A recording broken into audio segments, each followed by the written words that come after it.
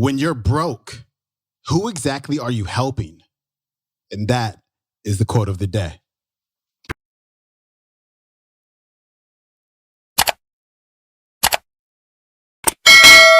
Welcome back to the Quote of the Day show. I'm your host, Sean Croxton of SeanCroxton.com. Thanks for tuning in to our Finance Friday episode. We talk about all things money mindset. And today we've got Harv Eker back on the show. And Harv is talking about two of my favorite reasons for earning money. Number one, contribution. Giving. Now, don't get me wrong. You can still contribute. You can still give in a big way if you don't have a lot of money. However, when you do have a lot of money, when you are prosperous, your ability to serve others, to give to others, to contribute to others and those who need it goes to a whole other level. You have so many more options for how you're going to impact the world when you are earning income, when you are prosperous. Number two, I can eat whatever I want. When I was growing up, my brother and I grew up with a single mother, and my mom worked really hard, but there wasn't a lot of money to go around. And every 6 months or so, we would get excited because my mom had saved up enough money to go to the store and buy us some Dungeness crab. She would come home with 3 or 4 Dungeness crabs, and we would get newspaper and we put it all over the floor, and we sit on that newspaper and we would go to town on those crabs. I'll never forget that. And I always said to myself, when I get older, when I grow up, and when I earn enough income, eating crab for dinner is no longer going to be a treat. It's going to be the norm. It's going to be something that I do whenever the heck I want to do it. So now, 2, maybe 3 times a week, I go over to Costco, I go to the seafood section or to the seafood stand, and I get myself some king crab. And it's not cheap, but it doesn't matter because it's what I want.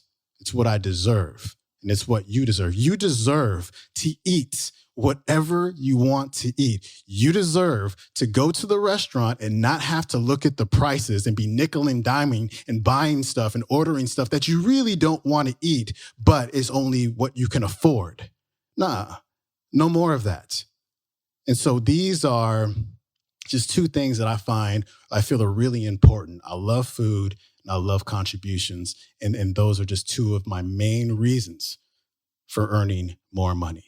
And so here's Harv Eker. So why not just have a lot of money? What's wrong with it? Understand? It helps the economy too, by the way.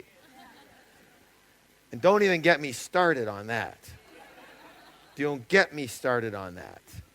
Well, I'm not running for any political office, especially in the United States.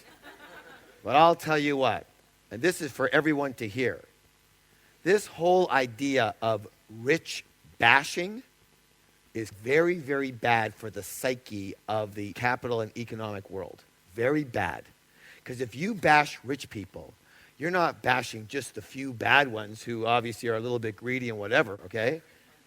But 99% of every rich person made their money by being a hard worker, employing a lot of people, having a good idea, working, doing it fully legitimately. They're good, kind-hearted people. And they've lumped all the rich people into one thing. All the rich people are greedy now. You know what that is? That's poor people getting their way for a very few short years. If you don't have the motivation, why would you have the motivation to get rich when everybody's putting rich people down? It's bad for the psyche. Bad for the rich mindset. Understand? Yes. You need to be rewarded for the good work you do and the value you provide and the jobs you create. Yes. Here's the deal. Your lifestyle. You should have choices. And you know what? When you think about this is crazy. But don't you think you should eat what you like to eat? Yes. This is the way most people go to a restaurant.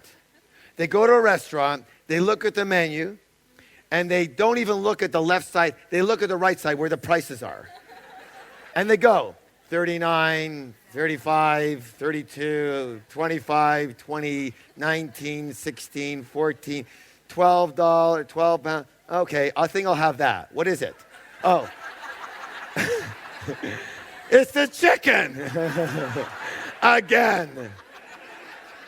Oh, the chicken again. The day I felt free. There's not that much I buy differently now that I have a lot of money than I didn't. But the biggest thing is I eat what I want. When I go to a restaurant, I go, okay, I'll have, the special looks good, or I'll have the lobster and the fillet. And they'll go, oh, do you want a surf and turf, like, a little piece of fillet? I said, no, I'll take a whole lobster and a whole fillet, okay? I don't want any fat. I'll eat what I want. I'll take it home, whatever. I want both, okay?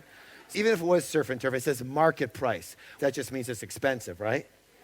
90% of the people in this room won't even order it. They won't even ask what the price is because it's embarrassing. Yeah.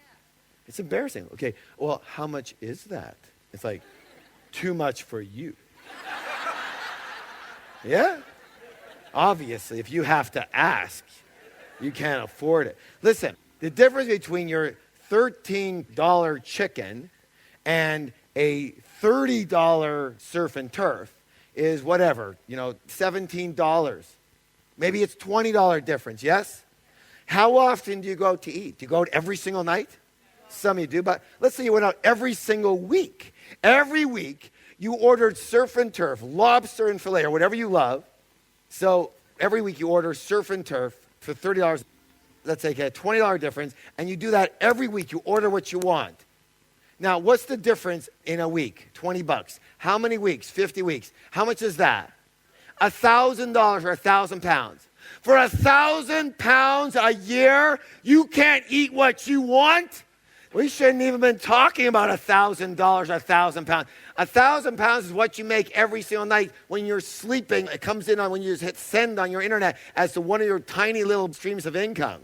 It's ridiculous, that amount of money. And all of you who are making, 10 pounds an hour, 20 pounds an hour, what are you doing? What are you thinking? What is that for? So you can eat chicken? All right. Lifestyle is one reason. The second reason you get rich is for contribution. What's the word? Contribution. Here's my view. If you have the wherewithal to get rich, it is your duty. It is your dharma. It is your mission to get rich. Why? So that you can help the people who will never have the wherewithal to get rich. And guess what? There's a lot of those people. I read a story a little while ago about a woman in Tanzania. And she had a goiter problem. And you know what the goiter problem looks like? You have a big, thick neck. It's a glandular problem. And she's had this problem for 5 years. And the interesting thing is that this now can be corrected by a simple surgery. But the problem is that the surgery in Tanzania costs approximately equivalent to $30. And the article was about how she's been saving for a full 5 years. 5 years to save for this $30. And so far, after 5 years, she's got $19. After 5 years of saving. So you figure, okay, well, someone just send her the stupid $11 or 11 pounds. But that's not the point.